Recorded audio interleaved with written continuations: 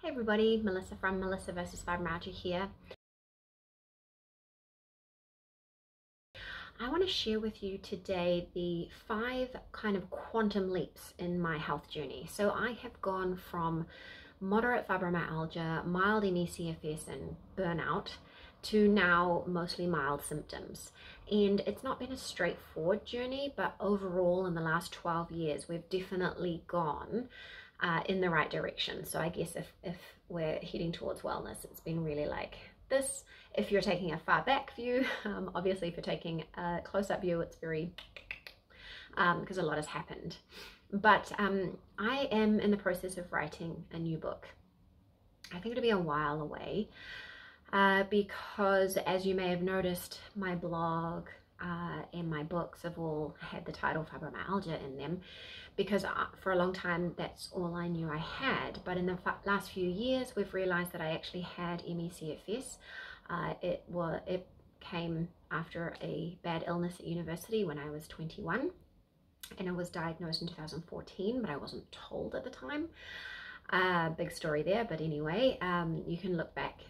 There's a video about that and kind of reorienting to new diagnoses. And endometriosis came a couple of years ago, and interstitial cystitis. So we've finally started to get some answers in the last few years. But as I've, I reflect on my old book and work I've done previously, before I move into my next book, like it's really a mindful kind of situation. I look at what I've written previously and what needs to change, and obviously my story has moved on quite a lot, and like I just edited the chapter on fibromyalgia, and that has changed completely. So I thought I would share the really like big things that have really escalated things. Now, every single day I make lots of little changes and lots of little choices, and they add up. But today I'm going to talk about the 5 big things to how I got here. So the first thing was starting to pace. I didn't have that word at the time, but that's what it was. So I was very unwell, barely making it through, and having a lot of health issues. And I just thought, if I can just reduce my hours, get off the computer, and create some space, that I might improve. And I was so right. So I moved back in with my parents, and we moved to a warmer city. And I took a job that was 27.5 hours, and I cut my commute in half. So instead of an hour each way on the bus, I took half an hour each way in my car, which was obviously much more comfortable as well. So right there, I just saved a whole heap of energy and also pain. And it took some time, but by starting to come to within or towards my energy limits, I was able to create space to start healing and to start researching, to start trying things. So number 1 really is pacing. Now my second kind of quantum leap forward is yoga nidra guided meditation, or really good rest, which kind of builds on the pacing, right? So part of pacing is having good rest and recognizing when you need it and building it into your schedule. Now, as someone who's had extreme issues with sleep for a long time, since my late teenage years, sleep is a big thing, and I had never truly experienced a rested body. Every night was hard.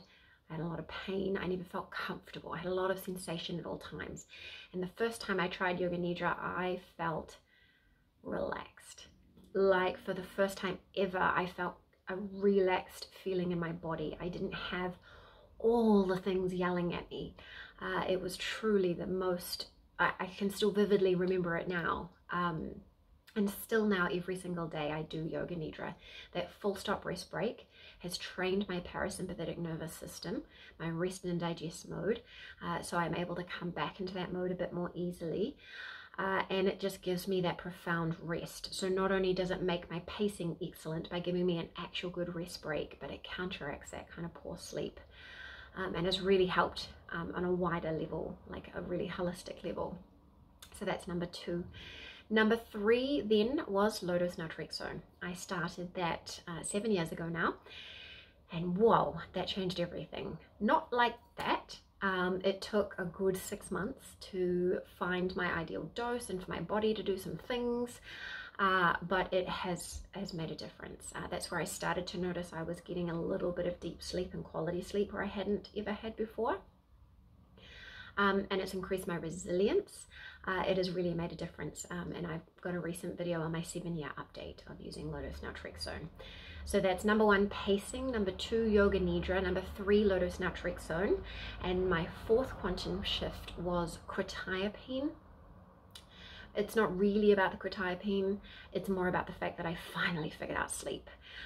Figuring out sleep is just massive. It is just the thing that needs to happen before anything can improve. It is the thing that all doctors who specialize in fibromyalgia talk about, but nobody ever wanted to help me do it. So I met this doctor and I told her my sleep history, and she said that level of sleep loss or dysfunction is a medical emergency. So she put me on quetiapine. Not a high dose, just a low dose. And I've got information about quetiapine as well.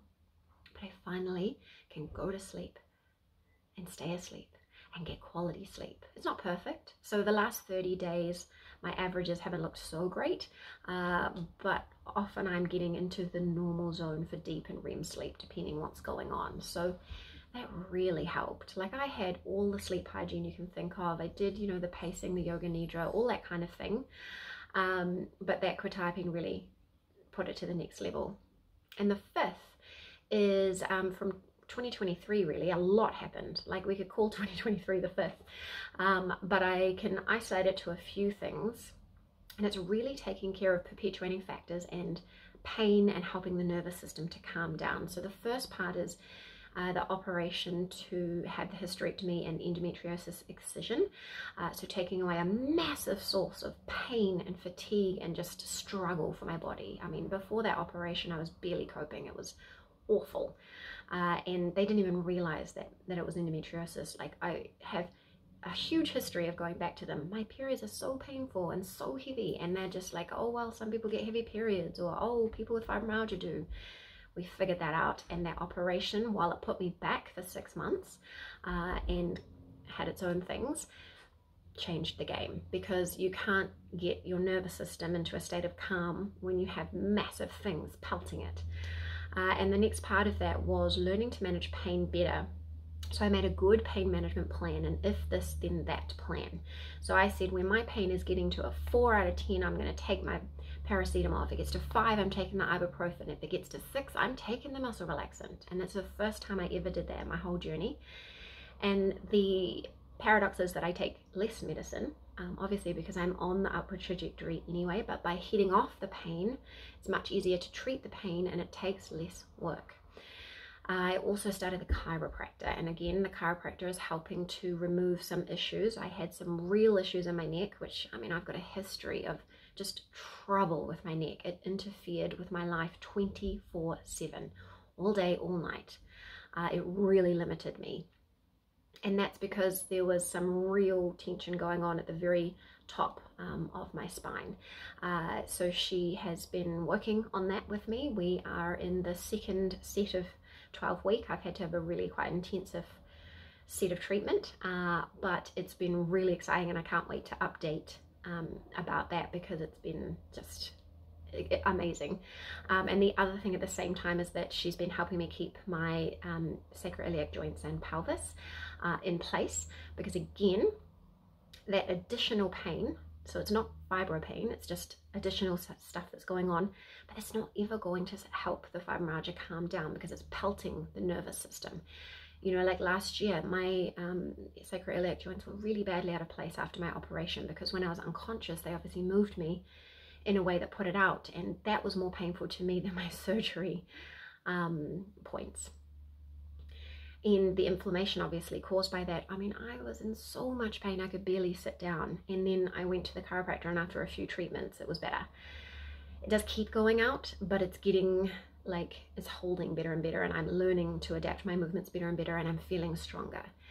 But the point there is that you must deal with perpetuating factors if you want fibromyalgia and your nervous system to be able to relax. So that was my 5 quantum leaps. I tried to be as succinct as possible, because I've got videos on all these things, and I'm going to make more in the future, especially about the chiropractic. But it was pacing, yoga nidra guided meditation, so rest and a way to access the parasympathetic nervous system, 3, low-dose naltrexone.